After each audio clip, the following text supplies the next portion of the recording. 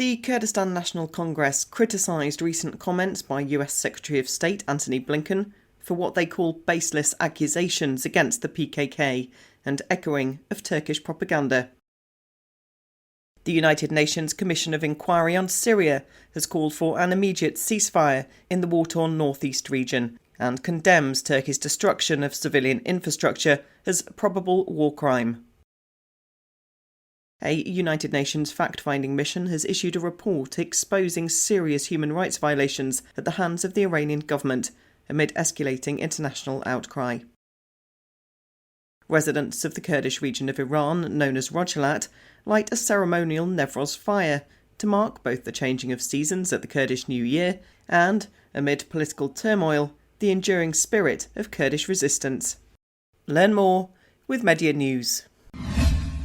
The Kurdistan National Congress, or KNK, a Brussels-based coalition of European Kurdish organisations, has strongly rejected US Secretary of State Antony Blinken's recent statements on the Kurdistan Workers' Party, or PKK. Blinken reiterated US condemnation of the PKK and other groups that target Turkey's interests during talks between Blinken and the Turkish Foreign Minister Hakan Fidan in Washington, D.C., as part of the US-Turkey Strategic Mechanism talks. However, the KNK claimed that Blinken's stance failed to acknowledge Turkey's alleged support for ISIS. The KNK questioned Blinken's characterisation of the PKK as a terrorist organisation and criticised the omission of crucial details regarding Turkey's actions in the region.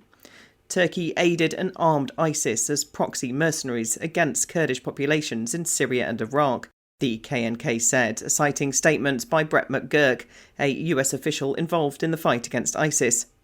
The KNK also claimed that Turkey has continued to work with al-Qaeda affiliates in Syria, exasperating instability in the region. The PKK never targeted US interests, but rather played a crucial role in the fight against ISIS, including the rescue of Yazidi civilians from ISIS atrocities, the KNK emphasised. The coalition accused Turkey of human rights violations and war crimes in Kurdish-majority regions and criticised Blinken for echoing Turkish propaganda.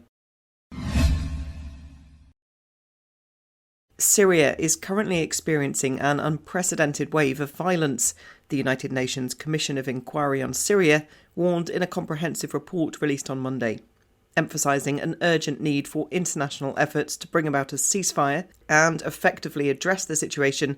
The detailed report meticulously details an alarming escalation of violence across Syria, with a particular focus on attacks on civilians and critical infrastructure, actions that likely constitute war crimes. A major focus of the report is the Turkish military's intensified operations against the Kurdish-led Syrian Democratic Forces in northeast Syria.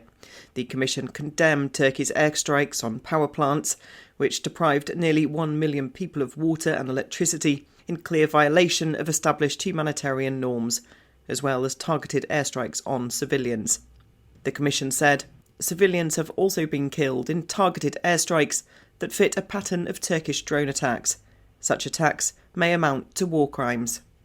In addition, the report highlighted an increase in tensions between foreign armies operating in Syria, including from Israel, Iran and the United States, raising concerns of a wider conflict. The United Nations fact-finding mission on Iran has issued a report declaring Iran responsible for crimes against humanity following the death of 22-year-old Gina Mahsa Amini in September 2022, which sparked nationwide protests against the country's mandatory headscarf laws and its ruling theocracy. The mission's findings paint a grim picture of the Iranian government's response to the protests, including the unnecessary and disproportionate use of lethal force, the sexual assault of detainees, as well as 500 deaths and more than 22,000 arrests in the ensuing crackdown. Gina Mahsa Amini died after being arrested by Iran's morality police for allegedly failing to comply with their hijab laws. Despite being taken to a detention centre, Amini collapsed shortly afterwards and died in hospital. The Iranian authorities have denied responsibility, attributing her death to a pre-existing medical condition, a claim that the UN report strongly rejects, providing evidence of physical trauma inflicted in detention.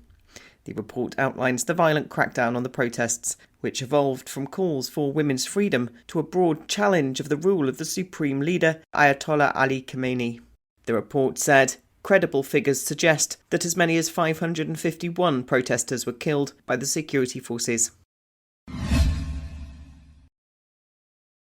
This year, the first fire of Newroz, the Kurdish New Year, celebrated at the spring equinox, was lit in the village of Horoman in Rojhelat, Iranian Kurdistan, marking an important moment of cultural celebration and resistance. Residents of the village, from children to the elderly, dressed in traditional attire and gathered en masse at the Newroz celebration site, demonstrating the unity and cultural pride of the community. The fire was lit by a group of young men and women who embodied the spirit of renewal and resistance that Newroz represents. As the Newroz fire blazed, participants formed traditional dance circles around the flames, celebrating what's often referred to as the Fire of Freedom. This act of communal joy and resistance is a testament to the enduring spirit of the Kurdish people, who celebrate Newroz not only as the arrival of spring, but also as a symbol of their ongoing struggle for rights and recognition. Newroz is observed on the 21st of March, and the Kurdish tradition is also a day of political significance. The early lighting of the Newroz fire in Iranian Kurdistan holds special significance in the context of the Jin-Jian Azadi movement.